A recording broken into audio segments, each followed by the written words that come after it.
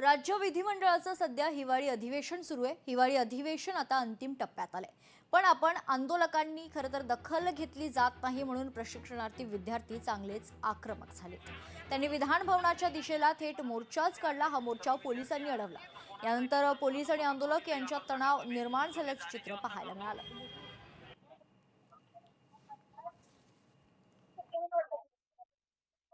आम्ही ह्या ठिकाणी आलोच नाही।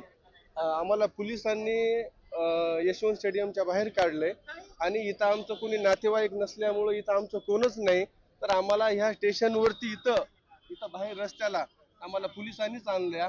आता आम्हाला पुढं कुठं जावं हे आम्हाला समजणं गेलंय। आता जवळपास आम्ही 1-1.5 लोक आहेत।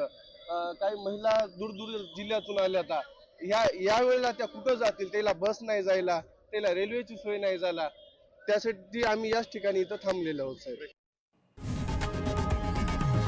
लोकशाही मराठी ऐका, पहा, जागरूक रहा।